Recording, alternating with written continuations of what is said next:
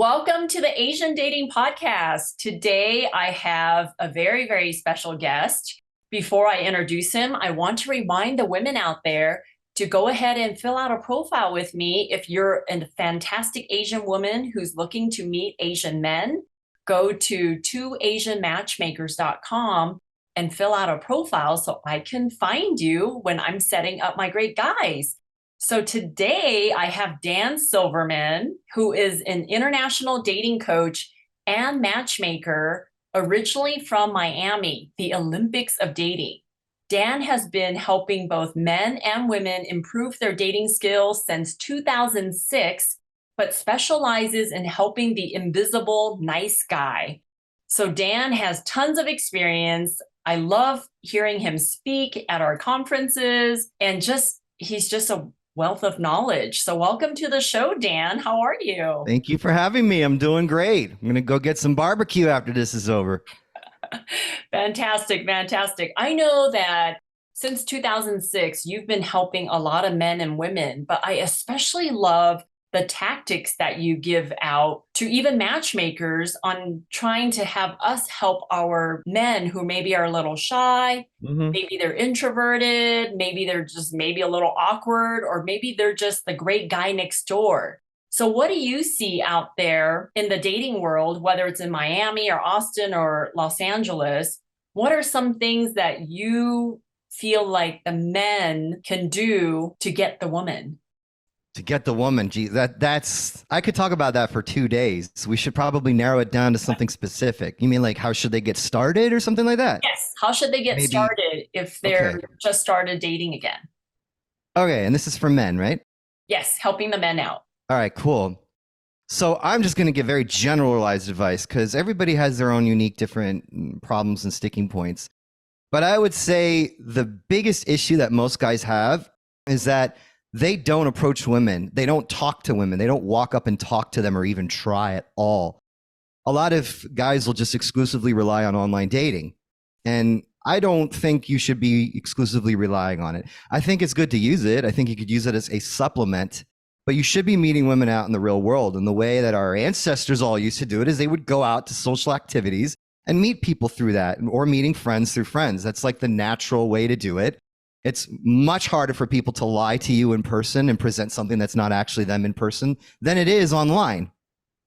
And so I think guys really need to start putting a focus and an effort into going out to socialize and meeting women in person, getting out of the house. There's a lot of really lonely men that just stay home and don't go out at all. And you don't have to go to bars and clubs. You could go to meetup groups. You can check out like festivals, art gallery openings. Go to events where the kind of women you're looking for are going to show up. When I was in Miami, I would often go to salsa clubs because I like dancers. And I always find that dancers are much more physically affectionate. That's one of my things. And I even started going to swing dancing as well. And they have all that stuff here in Austin as well. It's very easy to meet people. Sometimes there's very large social groups for folks who are in your age group. And they'll have like fun activities that you can go to. Bar crawls. You don't just have to rely on nightclubs or bars if that's not your thing. You don't have to stay out till 2 a.m. So I hear that as a problem a lot of guys have is, I don't want to stay out till 2 a.m. I'm not a drinker. There's lots of things you can do. Just try. Some resources that you can use are Google Events. So you could look up events on Google, go on Eventbrite and check some stuff out, especially citywide festivals. You can also use meetup.com and you can use Facebook events. And those are 4 resources that are absolutely wonderful. If you could find things going on all throughout the week. I agree. There's so many unique things that you never would have thought to go check out. But if you're single and you have time to kill and your purpose is hopefully to at least go do 2 social things a week just to get out of the house, right? Because the women aren't going to come knocking on your door. No. To actually go and find them. But I love how you said dancing. That's a good one. Like I never thought about go to a dance place to learn about dancing or to find affectionate people that like dancing, right? Like if you're salsa dancing or tango, like those people tend to be more affectionate. And women, there's so many women at dance lessons and dance places, right? You're right. But listen, I don't go because of women. I go because I really enjoy it. It's something I enjoy doing, and it's a common interest that everybody else is going to be there. And let's just say, for example, there's women there. I'm not interested in any of them. If you're making a new social circle of people, You don't go there specifically to meet women, although you can, but you go there to create or become a part of a social circle where you can meet friends of their friends, hook Right. up with their friends if there's because they're all going to be throwing parties together. That's a great way to meet people. It's the old-fashioned way that people used to meet each other is through social circles. Right. So you're saying Yeah. if online dating was off the table and apps weren't around, those are some of the things that you recommend men do today, like to Yeah, go yeah. find places I that, also recommend women to do it, but women are far more likely to go out and do those things than men are. Especially when they're older, post-divorce, for sure. A lot of guys are isolated in their home and they don't go out, and then a lot of the women who are in the age group are like, "Where are all the guys? They don't come out." And so there's just a plethora of women to meet. The older you get, particularly. So I always recommend a guy when he's first starting out, he should be doing 12 approaches a week if he wants to improve his skills. 6 to maintain, 12 to improve. And what I mean by cold approach is walking up to a woman you never met before and saying hi, or using some form of opener to try to chat her up. like at a grocery store or Starbucks, like That's where? fine. Wherever, Okay. wherever, it Getting does not gas. matter. Guess it, whatever. Yes. I mean, there's lots of different ways to approach, but we're just talking about a very basic get started level. You need to get yourself out of the house, but you also should set a goal to approach 12 women a week. Okay. 12 new But- women a week. That doesn't mean succeed, but Right. that means try, make the attempt. You mean like ask 12 women out or just say hi to No. Walk up to 12 different women, or if they're in groups or whatever, walk up and cold approach 12 women. Even if it's something as simple as, hey, do you know where the nearest Starbucks is? Just to get yourself comfortable approaching and starting conversations with women. We have to start slow because a lot of guys are absolutely terrified to talk to women. Yeah. Terrified. And if you are the normal guy, who is usually, those guys are typically terrified of talking to women, to get over that hurdle, you start small. You start with easy tasks like asking a functional opener like that, seeing for yourself that she's not going to bite your face off. She's going to give you an answer. You're going to have an okay experience of a woman not killing you or attacking you, and you continue because it's illogical. The fear that we have, this fear of approaching women, it's illogical. It's irrational, and you have to prove that it's not true. What are some example openers that you recommend men say part of the 12 openers or approaches? Okay. I would say the very easiest to start with, just to get over your initial fear of just actually getting the attention of a woman, is you ask like directions, or you ask what's called a functional opener. Hey, where's the nearest Starbucks? Or hey, do you know of a coffee shop around here that's not Starbucks? Do you recommend a really good bar? I'm not from around here. I wanted to check out, or you know, a good brewery in this area. Something that's very functional. Hey, you know what time it is? Something like that. It's very easy. It's I don't like usually recommend that as a way to like meet women or pick them up or whatever, but it's extremely good for getting over the initial hurdle of just having a irrational fear of talking to women. Once you start to overcome your fear of walking up and talking to women, then you can start to challenge yourself in doing what's called a direct approach. And especially for beginners who are past the initial terror of approaching women, direct approach is the next step. And what a direct approach is like straight up telling a woman you're interested when you walk up to her. Say, hey, I thought you were really cute. I wanted to meet you real quick.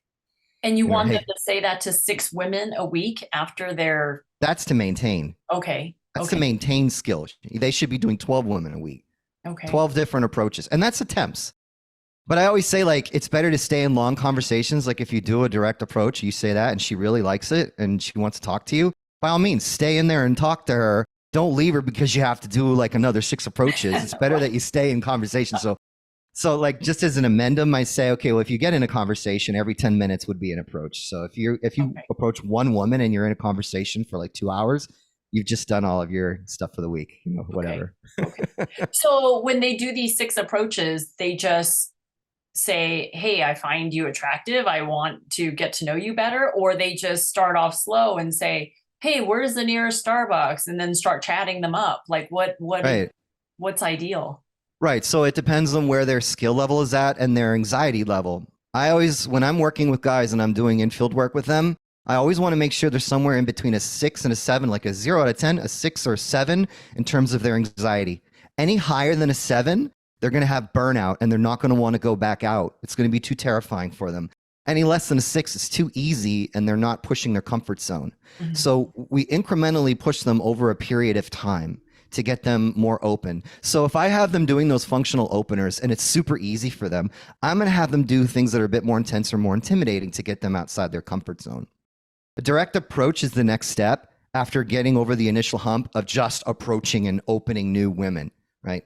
Once they're comfortable doing that, I want to get them to a point where they can do a direct approach, because the great thing about a direct approach is it's actually the easiest to do in terms of like skill level game wise, because if you go and you do a direct approach and you show your interest right from the get-go, if it goes well, it goes really well, or it crashes and burns, which is great because then you're not wasting your time in a 30-minute conversation to nowhere. Right. Direct approach is great. It just gets it out of the way. The problem with direct approach is that she has to make an initial opinion about you right off the jump. If you may not be her physical type, or she's just not receptive to talk to people, you're very likely to get rejected, but that's okay. You're not in there to have every single woman like you. You're in there to meet lots and lots of women. Guys have to go for quantity in order to be able to have the luxury of going for quality. Women innately have quantity because they're the ones that get approached. They just put an online dating profile and they have tens of thousands of messages. Guys don't have that luxury. They have to go out and make quantity happen for them in order to achieve quality. You understand?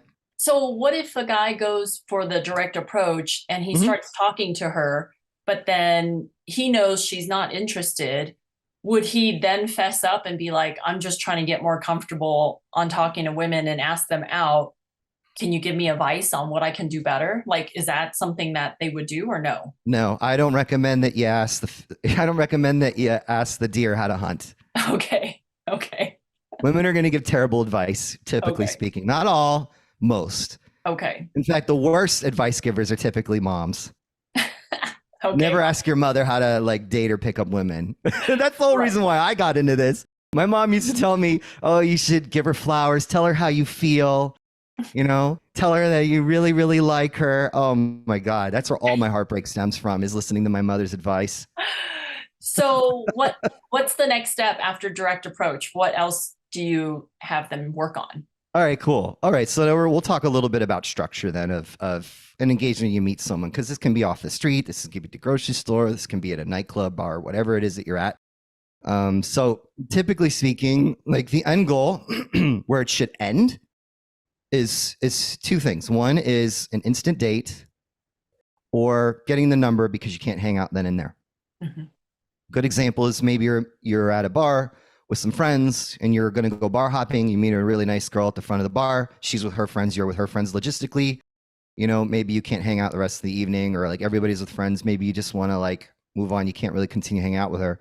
You would grab her number and go. So that would be one way to end it. But let's say you're at Whole Foods and you meet her in the aisle in the vegetable section, and you're like, hey, you're the cutest girl I've met in the vegetable section for sure. What's your name? And you start chatting her. She's giggling. Everything's kind of cool. You're like, you can ask her, like, what are you up to? What are you up to like after this? And she's like, oh, I'm not doing anything. And it's just going to go get lunch. I'm like, I was going to actually get lunch too. Why don't we go ahead and have some lunch for like 10 minutes here?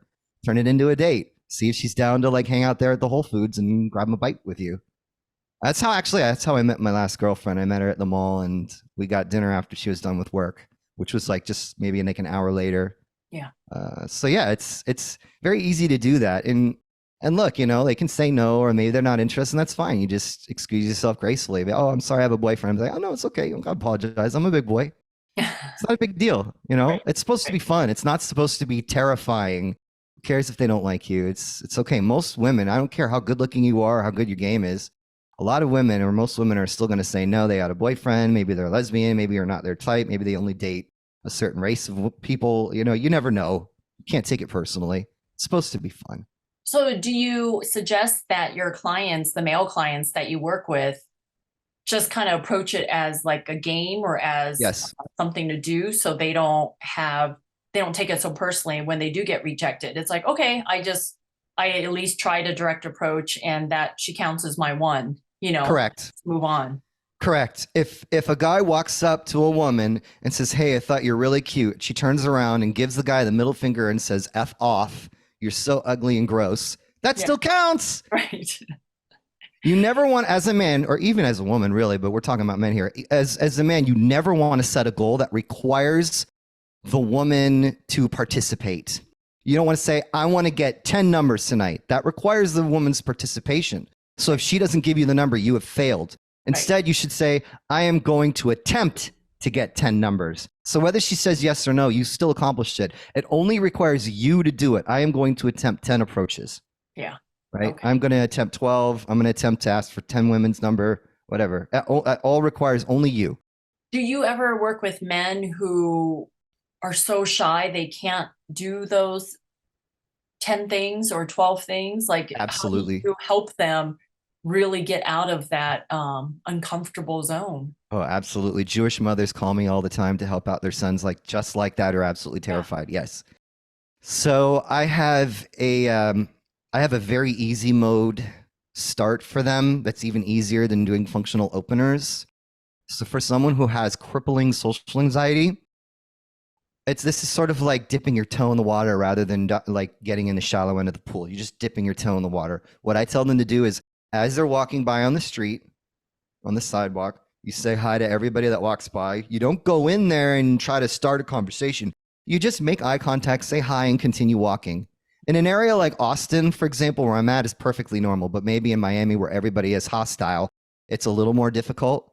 But it's okay, because you're going to get all kinds of responses. You don't have to invest in staying there. You're not putting your ego on the line by stating your intent or telling a woman you think she's cute and getting the opportunity to get rejected. You're just saying hi and keep walking, putting your toe in the water.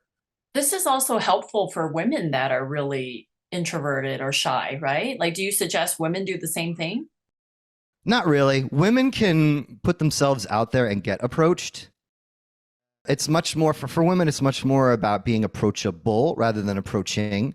It's very different. It's extremely rare when I have a woman come to me asking how to approach men, because it's typically not like that. It's usually the women getting approached.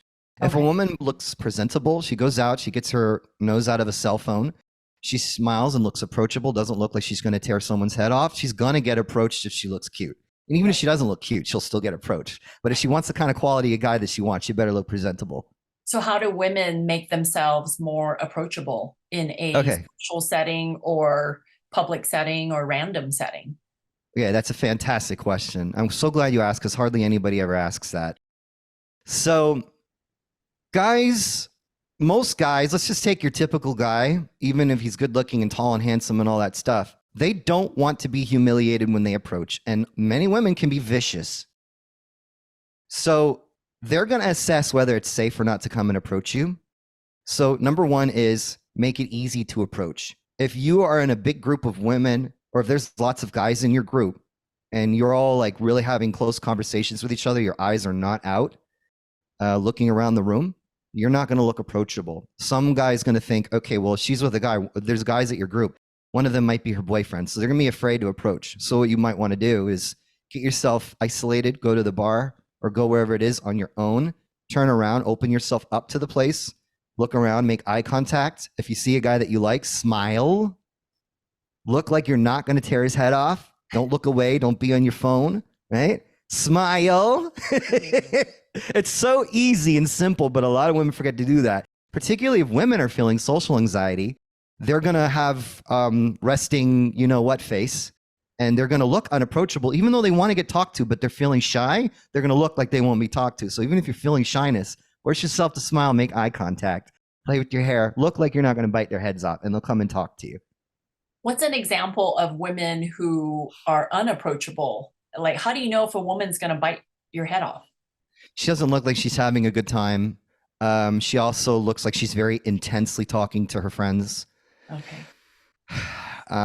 Yeah, she's not smiling. She's not looking around. She doesn't make eye contact. She places herself in a position where she's like buried in the table. So like, say for example, instead of the end of the table, the edge of the table, she's in the center. So for the guy to talk to her, he would have to interrupt the entire table in order to talk to her. Whereas if she was on the side, and guys aren't the guys that will do it will probably be the most hardcore players of them all, who absolutely don't care what people think. Yeah. But most guys are going to look for an opening. Okay. Okay. So what else can guys do to get out of their anxiety status with women? And so what do you suggest they do after this? So what's the next step? Okay, so what we've been mostly talking about primarily is an outside in approach. Men also need to do an inside out approach. I wrote a book a long time ago that I still give to my clients called Inner Game Power, and it is a book about getting over your insecurities with women and getting over your approach anxiety. It's a 7-step process. But and the reason why you're feeling fears and maybe the reason why you're feeling depressed about women is because you don't feel like you deserve them. You don't feel like you have that value. And you also have negative limiting beliefs that cause you to feel those fears in the first place, that cause you to want things to be perfect and to have things go well and to take rejection personally. So what you have to do is bash and reframe all of your negative limiting beliefs, turn them into positive beliefs, affirmations that you can listen to in an audio, in some sort of audio form where you're listening to it, and getting over all of those issues that you have in the inside. There's a whole process to it. I could go into it forever. I don't want to talk about it too much, but you have to do that in combination with going out and proving those new affirmations to be correct. You could say all sorts of wonderful things about yourself, but if you don't go out and find proof of it, it's not going to stick. That's why you have to do the inner work and the outer work in tandem with each other. It's absolutely necessary. It's like if you want to get in shape, you got to go to the gym, but you also have to eat right. You got to do both. Going to the gym, but you still eat like a pig, you're not going to see results. It's the same thing. You got to do the inner work and the outer work. You can't just go out and do cold approaches and see amazing results. You also have to get over your inner issues. What is an example of an affirmation that you would record and listen to and then go out and do? Okay, so for example, maybe an affirmation would be like, women love to talk to me because I'm a lot of fun. I always like to say to a guy, like, you're never going to feel like you deserve a beautiful woman or a kind of woman you're looking for if you don't feel like you have something to offer. So I always tell a guy, a really great thing to start with is ask yourself, if an attractive woman who has her choice in lots of different men, which most women do have a lot of options, maybe women don't like those options, but she's going to have lots of options. Why would she choose you for A, to sleep with, and B, to be in a long-term committed relationship with? Why would she sexually desire you? And why would she want to be in a relationship with you and keep you around than other guys? And you need to have answers for that question. If you don't, you're not going to feel like you deserve to talk to women. You're going to feel like you're bothering them. And it's going to be a self-fulfilling prophecy, because the way you carry yourself when you're talking to women is going to communicate, I don't deserve you. And women fundamentally cannot feel sexual arousal for a man they perceive as below them. If you're coming up like a homeless guy, or you're coming up like you're bothering them, or you're seeking permission, you auto reject. And it's a self-fulfilling prophecy that proves that to be true. But if you come in there and you're super confident and you know that you're the man, and you know without a shadow of a doubt this woman's going to like you no matter what, and if she doesn't, well, that's her issue. That's not your issue.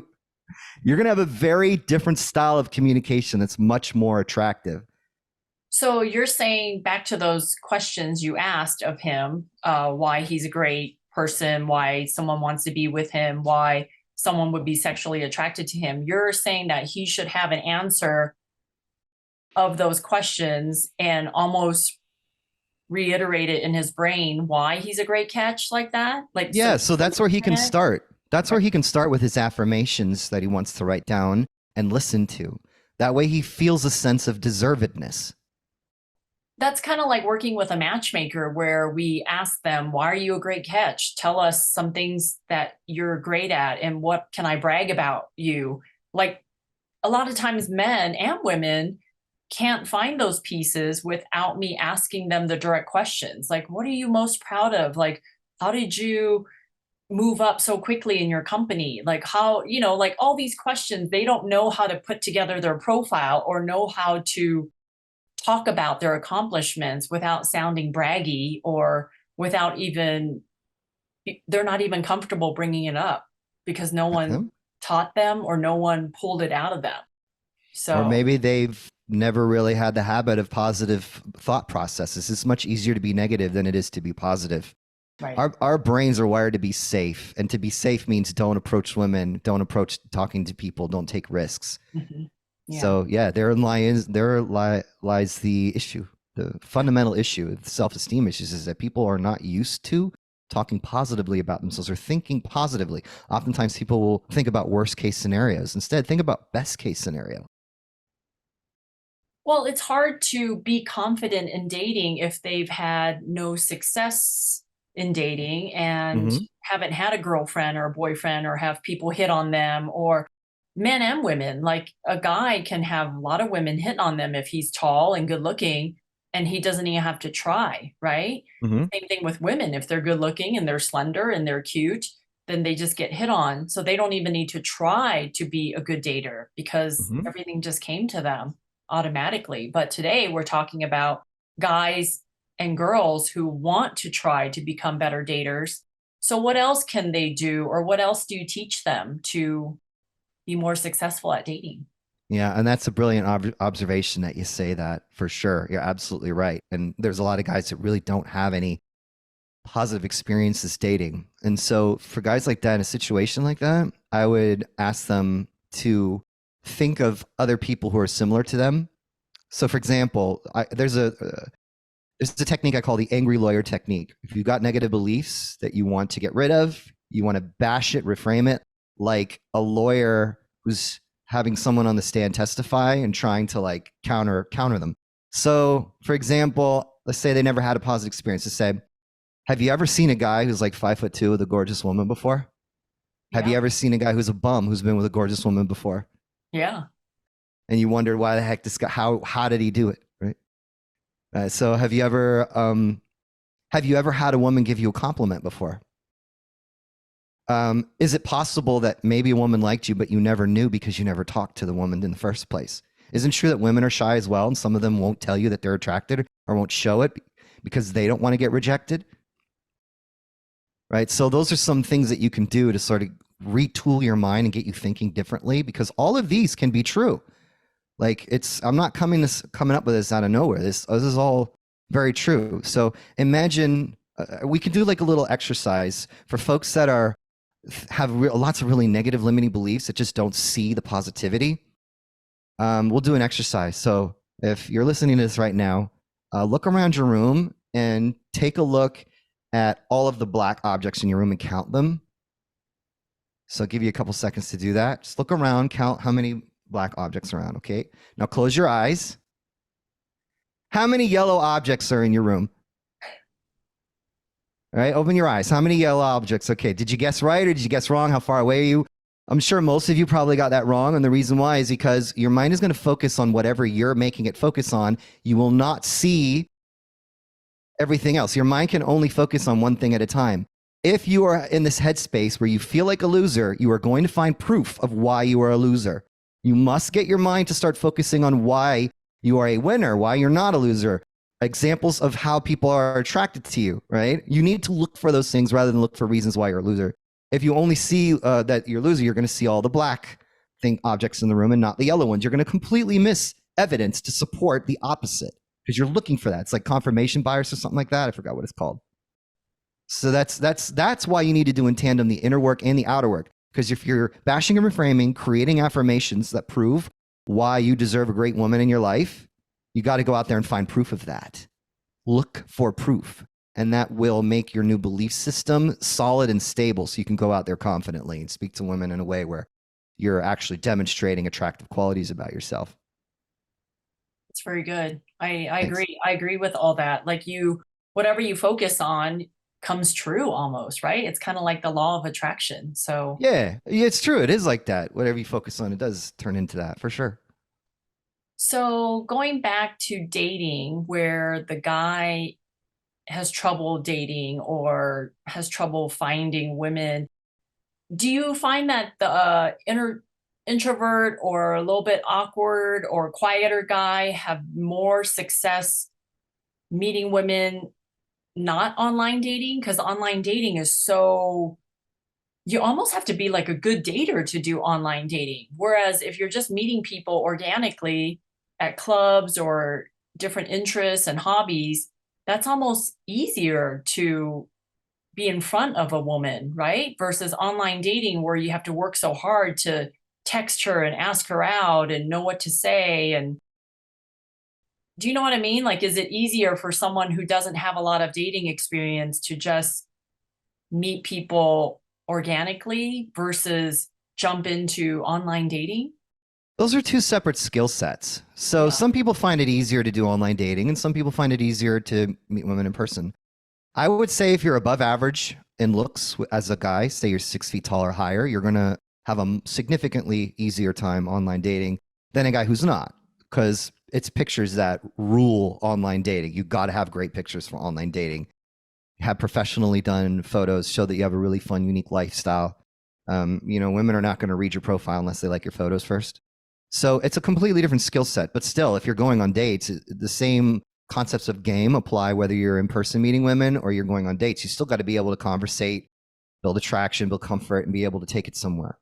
So those are two different skill sets. But for an introvert, they can still do absolutely well with, the whole meeting women in person or a game in general. The difference between an introvert and an extrovert is simply that the extrovert gets energy when he goes out and talks to social groups in public, and introverts is usually draining and they need alone time. I'm kind of in between. I'm like an omnivert. I need my space, but I'm also, I love to go out. That's fine. I have found though the difference between extroverts and introverts is that extroverts tend to do better in big, large groups. They're really good at keeping the attention of a big group and can talk to lots of people, but they fail when it comes to one-on-one conversations and actually building a connection. Whereas introverts are the opposite. They have a very hard time bringing the energy into groups that they approach. But if they can get a one-on-one conversation or they can get on a date, they can connect a lot better than most extroverts can. And that's not to say that extroverts can't connect or vice versa, all that other stuff. It's just I see this as a general trend. So based on what you just said, introverts do well online dating then because they can just connect with someone one-on-one versus an extrovert might be better meeting people organically on their own. I don't think it has much to do with that. I think guys that do better online dating, it's usually because they got better photos. They're much more physically attractive. You said 6'0". You think a guy who's 6'0" do better online dating? What if a guy who's 5'9", 5'10"? Yes, because if there is a factor there that allows women to put in the search 6 feet and above, they're going to do better. A lot of women, if they have the option, will choose 6 feet or taller when they're doing online dating and they're doing a search, right? Or if they're having like a list of qualifications, you know what I'm saying? A lot of women will do 6 feet or taller. You're going to be in front of a lot more women in general than the men are. But that doesn't mean that you can't succeed as a 5'9" guy. Of course you can, but it's going to be a lot harder than it would if you were six feet tall. Is there an app that eliminates height altogether for both parties? I'm not sure. That's a good question. I don't like to use online dating. I really dislike it. I don't use it. I like to do in person. I also find as an average looking guy, I'm going to pull a lot hotter women in person because I can use my personality than if I use online dating. So I much prefer doing it in person. That's my strength. Yeah. Yeah. My strength is my personality. I can't show my personality online. Right. So when you met your last ex-girlfriend, it was meeting her in person, not online? Yes. Yeah.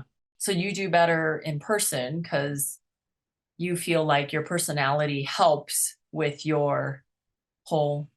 Because I know how to spit that yak. All right. Can't really spit that yak from a photo. Put me in front of somebody and they'll like me very, very quickly. But if you're using as a photo of me, they're going to be like, oh, this guy looks like my uncle. Okay. So what are some questions that you ask women on a date that gets good discussion going? Like anything unique out there that you could teach the men, like how to have great conversation with the women? Sure. So a conversation between two men is very different from a conversation between two women or a man with a woman. All right. Let's just start with that. Women communicate differently than men do for the most part. For the most part, there's some similarities, but a communication between two men is a fact exchange, and they want to get relevant information as efficiently as possible. Sort of like what we're doing right now. This is Guy Talk. Teaching, trying to tell you the facts, make it as simple and straightforward as possible. With women, they don't need a point. It needs to be about how things feel, the emotional exchange of energy. So starting with the foundation that good conversation with a woman is emotional in nature. There does not need to be a point. It just needs to be emotionally stimulating. And the more emotions you can make a woman feel, the more interesting you're going to be and the more she's going to want to see you again. If you are not making her feel attraction, if you're not making her feel comfort or some sort of emotion, you are boring her and you will not see her again. What guys typically do is they get in what's called interview style game, where they ask a woman a question, she answers. Then he asks another question and she answers. Then he asks another question, she answers, and so on. And it becomes like an interrogation or an interview. And some women are guilty of this as well. They'll start to interrogate the guy. But typically, it's the guy that has to lead the conversation. Usually, the responsibility of the direction or where things are going is typically the guy has to be able to do that, right? So you don't want to get stuck doing that. You can ask a boring question, but you better make some sort of response, observation, maybe a tease, a cold read, something that's emotionally stimulating. So for example, if I ask a woman like, hey, you know, where are you from? Where are you originally from? That might be a boring question, right? And she says, you know, oh, I'm from Wisconsin. I'm not going to go in like, oh, cool. You know, yeah, why'd you move to this city? I'm not going to go into an immediate question. I want to make a comment or an observation or something that's emotionally stimulating, that's fun for me. I'm not doing this because I'm trying to impress her or game her, quote unquote. I'm doing this because I'm trying to make it fun for myself. And so I say, oh, Wisconsin, I hate to tell you, you know, I'm not really a cheese fan, so I don't know if this is going to work. I might say something like that. Like, that doesn't make any, like, who cares with the cheese thing? There's no point to that, but it's fun and it's emotionally stimulating. It's like, I'm kind of like rejecting her right there, but in a playful way. You know, or maybe say like, oh, I'm Midwesterner, so you must be super, super, super nice. I love girls that are super nice. I wish there were more of them, you know? And then she might say like, oh yeah, I'm actually pretty nice. Or maybe I'm not. She says, oh, maybe I'm not nice. How do you know that? She might say that. And now we're having this little playful banter. So if I'm talking to a woman that also has really good conversation skills, she'll be able to come back and it'll be almost like a little spar.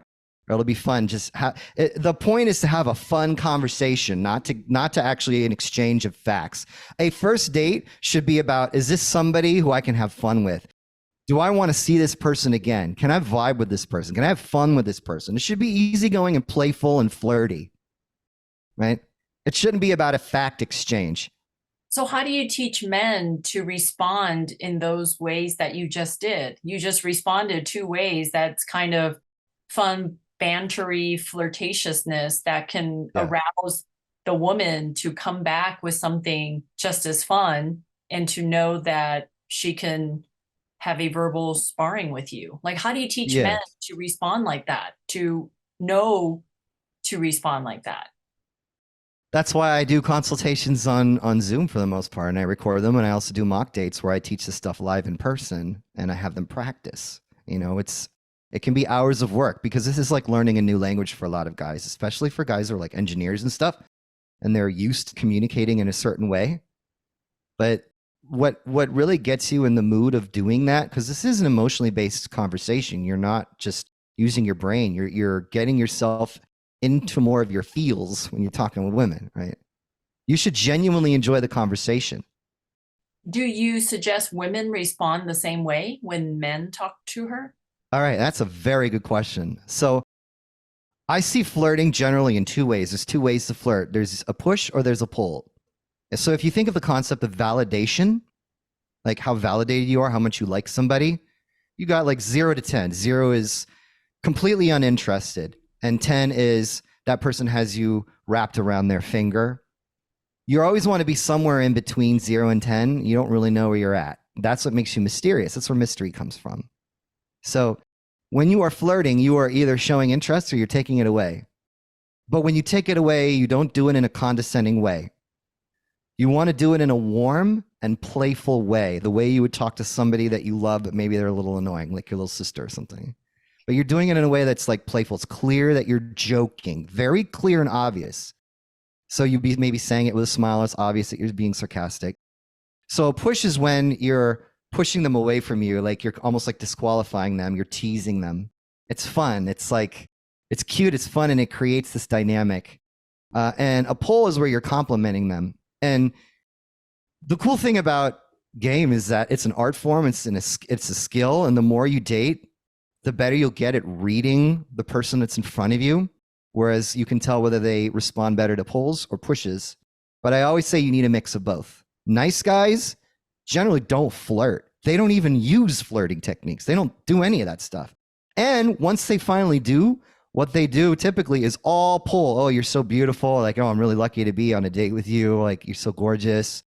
And they just use nothing but pulls. So they're not a challenge at all. And they're putting women on a pedestal. And like I said earlier in this conversation, women can't feel sexual arousal for a guy that they perceive as below them. If you pedestalize a woman, you're done. You're done. There's no challenge in getting you.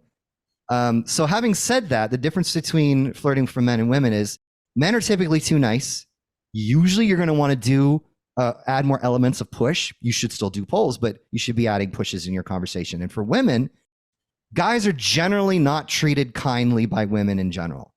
Men are too nice. Women are not nice enough. A woman absolutely should use more pulls and more qualifiers when they are communicating to men. And what I mean by qualifiers is demonstrating interest because maybe a certain thing that he demonstrates or says. Say, for example, like, maybe he orders the food, or he's, maybe he like pays for the meal. He can be like, oh, I love a guy that takes care of me. Like, it's so sexy. Maybe something like that would be like a pull. That would be a flirtation. And it's a very obvious form where you're pulling them instead of pushing them. But Does that make sense? Yes, but yet saying you're thanking them for the meal, but also giving them a compliment after the fact, and that he feels appreciated and just got a little flirtatious comment from you. That's like much better skill than just simply letting him pay and not say anything. Most women on average don't even thank a guy when he pays for the meal, let alone compliment him on it. So what are other examples that a woman can say when they thank them for the meal, and then tag along a compliment, flirtatious comment? What's another example? Be like, thank you so much. It's very generous of you. Or, you can say that, or be like, I'm really looking forward to seeing you again. Something like that. It's as easy as that. But there's lots of ways that you can do a pull, or some sort of pull flirtation. And there's also many different ways to do it besides just verbal. You can, the way you make eye contact with them, the way you smile at them when you're expressing that like energy. It's like feminine energy is receptivity, kindness, inviting, making a guy feel like you could be a source of his peace. A guy likes to feel like he's the hero. Yeah. What are some other ways a woman can make a guy feel like he's the hero? Acknowledgement, listening to him and showing a genuine interest in what his thoughts are and what his passions are. Showing that you can be a part of that and how you can actually benefit him in terms of that. Like if he has a business or whatever, and you can provide some sort of value for that, whether it's support, or maybe you have some knowledge in an area that he doesn't really know. If you have some sort of actual functional complementary skill that you can add to it and demonstrate that's showing a lot of interest, and it's showing you can be a part of that. A lot of guys feel unappreciated by women and not acknowledged by them. And most women will come to the table by really just offering their looks. Yeah. If you are the woman that comes not just offering looks, but also utility, and you are a net positive rather than a net negative, you are going to be seen as the girlfriend type rather than just someone he can sleep with. Because for guys, it's different. He could be very attracted to you, but he's not going to see you as a relationship potential. Whereas women, typically, if they're sexually aroused by you, it's going to probably turn into a relationship if it keeps going. That's not the same for a guy. Guys have two separate standards. So for a woman, it's not about getting the guy, it's about retaining the guy. But that's a whole nother story. We're going to get totally off topic if we do that. So, for example, like a man holds the door open for you after the date when you leave the restaurant. You can say, thank you for that. And do you compliment him on top of that? Like, oh, thanks for opening the door for me. I love when a guy does that. It just shows that he really cares. Or do you know what I mean? Like, do you add on a compliment to that and tell him the reason why you think that it was great? So yeah, I mean, look, that's one example. That's the beautiful thing about game, is that there's so many different ways you can do it. Maybe you just give him a kiss on the cheek when he does it, or give him a hug. That would be something that's physical, right? Or acknowledging him, or you could say it verbally, but sometimes you don't need to do it. Just like sometimes just being sexy for him, or dressing up really nice for him, or giving him a text later on, just to show some acknowledgement and appreciation. Appreciation goes a long way, and a compliment goes a long way for a guy. because most men do not get complimented or appreciated by women. Most women. I'm not saying all of them don't, but the ones that stand out are the ones that are very appreciative. I also feel like the Asian women, because we're talking about Asian dating podcast and all that, I feel like Asian women are more expressive when it comes to that, like thanking the guy and making him feel appreciative and acknowledging what he did was something worth thanking for. Do you know what I mean? Like just being Well, more yeah, in with of that course I do. Yeah. Of course I do. I love my Asian girls, and there's a reason why lots of guys go to Asia to find their wives. So I totally understand. Yes. Well, tell me why you think men like Asian women. I think it's because culturally speaking, I find that they're more open to following traditional feminine roles and communicating more femininely, whereas American women are taught to be more masculine and don't communicate with men in a feminine way. They're not really taught to be feminine. That's what I think. I think that in the United States, at least, women are taught to really focus on their career and get the bag and be independent. And to be really successful at that, especially very successful, you have to develop a lot of traditionally masculine qualities like competitiveness, assertiveness, drive, ambition. And these are things that men really don't care about at all, whatsoever. They don't care about it. You know, they don't care. Great that you have it. It's not like it's a bad thing, but a guy doesn't want to come home to compete with the woman that he's with. Right. Yeah. It would be like me trying to attract a woman by wearing pretty clothes and bragging about my shoe collection and, you know, like showing that I know how to dance ballet. Like, all right, cool. But is that really going to make you feel aroused? Is that going to make you want to be in a relationship with me? No, it's ridiculous. Like your career does not matter to guys. It really doesn't. I mean, most guys would want a woman that's not like going to be lazy and sit around on the couch while he works all day. He's going to want her to like have some sort of drive in order that he doesn't feel like she's a net negative, right? Like I said before, like she's an asset to the relationship. He's a better person when they're in a relationship. She's a great support, but like this doesn't care. Whereas it's extremely important to a woman. Like say you have a woman who's a millionaire, she's probably not going to want a guy who makes less than her. She's not going to want a guy who's not a millionaire. Very important to women, not important to guys. A guy could be a millionaire and he will date a woman who works at Target if she's sweet, kind, feminine, supportive, nurturing, would make a great mother, and pick her over a woman who's a career woman who's really masculine and assertive and competent and, well, not competent, guys like competent, but you know what I mean? Someone who has more of a masculine essence to them, traditionally masculine essence. Yeah. Well, before we close out the podcast, tell us a little bit about what you do and how people can find you. Cool. Well, I do dating coaching. I don't do matchmaking so much anymore, but I definitely do that. I actually refer out to a lot of matchmakers who I love and trust, but it's mostly dating coaching. So I do lots of Zoom coaching calls. I do mock dates, both for men and women. So basically we pretend like we're on a date and I coach you through it. If I see you messing up, I'll correct the behavior so you can get better at it. I record the sessions. I also do this for men too. I'm not the date. I have a girl do it or help me out. But yeah, I do lots of coaching through Zoom and I also do it in person. So if someone wants to fly me to their city, I'll come out and we'll actually practice this in person. And I'll help them overcome their approach anxiety and get them approaching women on their own. That's always my goal is I want you to be able to do this without me around. What and age range do you specialize in? All age ranges. I work with all age ranges. All age ranges, yeah. Okay. How can people find you? They can find me at matchmakingmiami.com. I am building a website right now, another one called betterdatingservices.com, but that won't be up for a bit. So you can find me at matchmakingmiami.com. I'd love to send you a YouTube channel. However, I just got banned recently. My content is very in your face. This is a very rated G version of me. I talk about the truth, and sometimes the truth hurts, and they don't like it. So I'll probably be creating a Rumble account because they don't have any of that. They don't. Right, exactly. Yeah.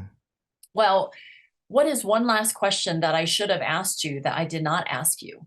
Okay, let's do something practical here. A lot of guys are like, wow, that sounds like a lot of work. How long is it going to take me before I start seeing results? If you are doing 12 approaches a week, like I said, and you're consistently keeping yourself in the 6 to 7 approach anxiety range, you should start seeing results in 2 to 3 months. Like you should start to see that you're getting more attention and attraction from women that you approach, people are going to notice a difference in how you carry yourself. And you are actually going to start having women like say yes to you rather than constant no's. 2 to 3 months.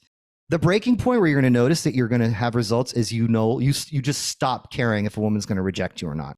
As soon as you stop caring about what they think of you, that is when you are going to start getting attraction from women. That's why jerks do so well with women, because they really don't care what you think. Yeah. They don't care. There's like 10 other women they can go talk to. Right. Right. And there are so many single people out there for you to talk to. And it's also great that you just practice, right? I mean, there's nothing wrong with practicing, whether you're going on dates or practicing approaching women and practice getting rejected or getting phone numbers. All that helps. Yes, it is a social skill. Yeah. This sort of skill that you have transcends dating. You can use it in business, you can use it in friendships. Yeah. Knowing how to make people feel emotions and being charismatic is such a valuable skill, especially as a man. Because let's say you're being invited to parties and stuff like that, or you're going to parties. Women innately bring value just by being women. So if, like, say you have a party, everybody loves to go to a party where there's lots of women, including women like to go to parties with lots of women. But if it's a whole bunch of guys, it's like, okay, it's, you know what, fest. It's a whatever fest. Keeping a G for you. So as a guy, the value that you bring to a party is not your prettiness. You know, you can't just show up and be entitled like that. You have to either come with alcohol or whatever sort of vice they're asking for you to bring, or you're bringing women with you, right? So it's adding value, you're bringing with you to the party. Or finally, you are the party. You're bringing the fun. You're a fun, charismatic guy that people like to be around, and you bring fun conversation. Fun is value, especially particularly to women, because that's why women go out, is they want to have fun. If you provide fun, when they're going to want to be around you. They're going to say yes. They're going to want to hang out with you. They will agree to instant dates. If you're out with your boys and the girls really enjoy talking with you, boom, you can bring them into your group. And now you guys are all walking around to bars together, if that's something that you do. I love it. Thank you so much, Dan, for your Yeah. time. And for ladies out there, please register with me at 2asianmatchmakers.com. I would love to set you up with great guys, maybe some introverted guys, some extroverts, someone who has game, maybe no game, but is just a great catch, right? Overall. So thank you, Dan, for joining me today. And Thank you. see you later. Good luck, everybody. Have fun out there. Go dating.